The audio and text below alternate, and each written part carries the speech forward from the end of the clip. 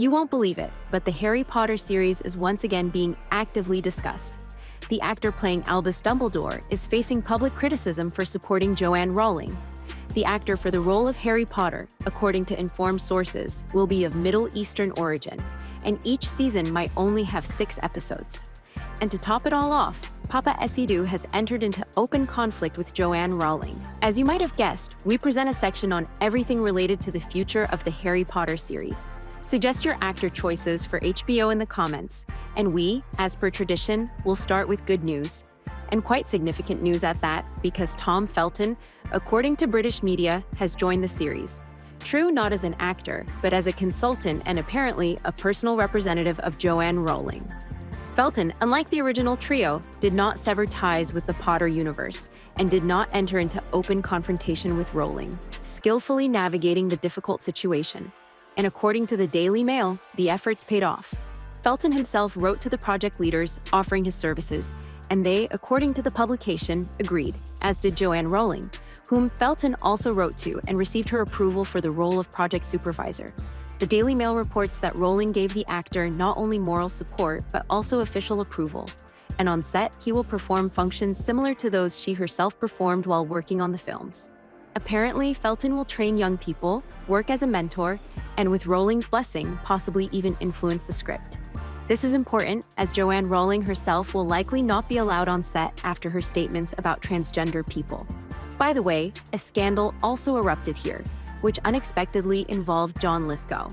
In short, the actor playing Dumbledore stated that he can't wait for the opportunity to talk with Rowling and sees no problems working with her. And that's exactly when it all began. According to Lithgow, he started receiving a flood of angry messages demanding he retract his words, or better yet, leave the project's cast altogether. The actor said that even a close friend wrote him an extensive angry message. But notably, Lithgow is completely unconcerned. So much so that the old-timer gave an interview to the British Times, where he stated that he absolutely does not understand how Rowling's statements and personal position can affect the series and why he should worry about it. Lithgow flatly refused to leave the role and caused a strong reaction on Twitter, stating that he eagerly awaits a meeting with Rowling to find out how she copes with such a volume of negativity. And in conclusion, he recalled that he had, after all, played Roald Dahl in a film, the British children's author who was an outspoken anti-Semite and wished for the destruction of Israel. And no one demanded that he give up that role. But here, because of Rowling's posts, everyone had a strong reaction. In general, Lithgow expressed a firm stance and thanks to his authority, will not be leaving this role. Unlike another well-known character, it can be said with certainty that HBO will not replace Paapa Essiedu under any circumstances now. The story has gone too far, and whether we like it or not, we will have to put up with the most non-canonical Snape. Moving on to serious news, the British magazine Sunday Express, citing its own sources, stated that the budget for the Harry Potter series will be a record £75 million per episode. This will eventually bring the total project budget to £3 billion for 7 seasons. Simple math shows that in this case, HBO will need to film 6 episodes per season. And this news is not the most encouraging. It was assumed that the whole point of the series was that it would reveal more storylines and events.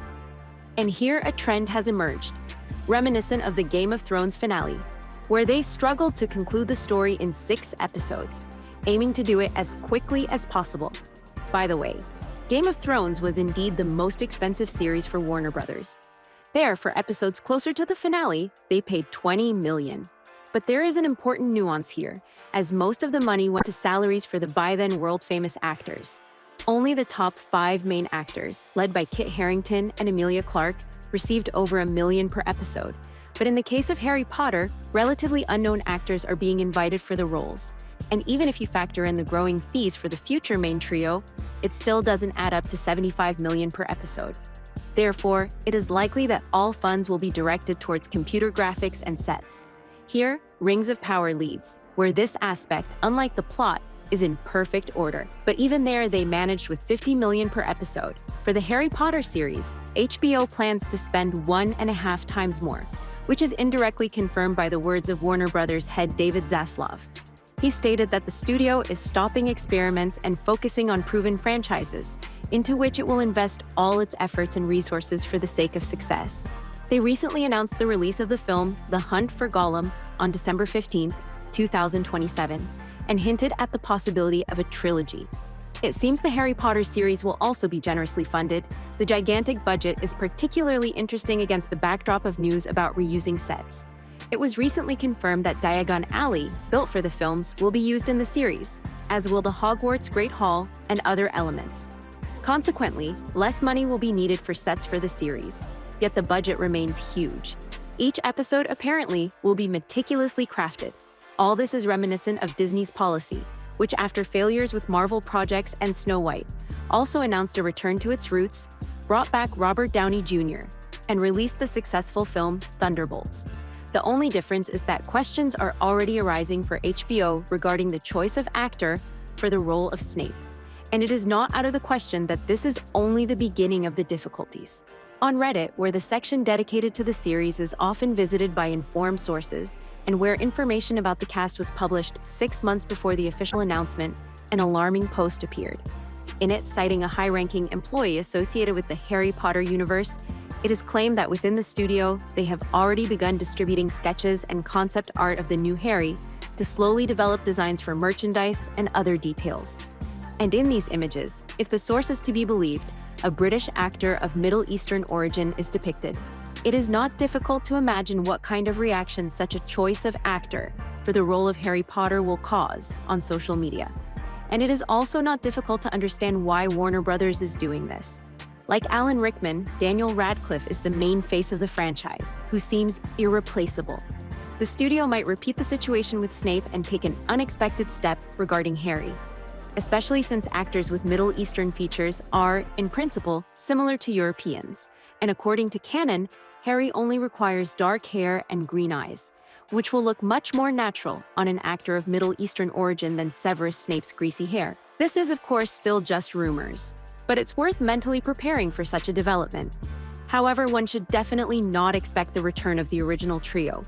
This was refuted by the same David Zaslav, who stated that the idea of Radcliffe, Watson, and Grint participating in other roles is interesting, but the series risks turning into an excess of elements designed exclusively for fans.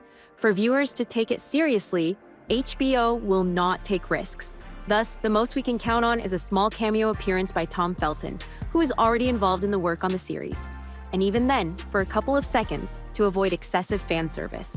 Although fans have an excellent idea. Remember the scene from the Deathly Hallows where Harry, Ron, and Hermione take Polyjuice Potion to assume the appearance of Ministry employees? Viewers are suggesting that HBO bring back the original trio of actors for this very scene. You have to agree, it would be very impressive. And from a plot perspective, the logic would not suffer at all, and it wouldn't look like fan service. If, of course, the series even makes it to such late seasons. Although, whatever they say, we personally believe in it. HBO are true masters at implementing controversial casting decisions and ambiguous plot twists in such a way that viewers do not stop watching the series. The Last of Us, Game of Thrones, The Nick, everywhere the studio uses the same formula, controversial decisions that cause heated debates, and then it shows a high-quality project, and the majority, having come to terms with it, watches it.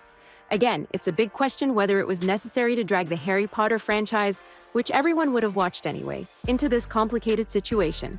But we have what we have. David Zaslav, by the way, also confirmed that Joanne Rowling's influence on the series is not exclusive.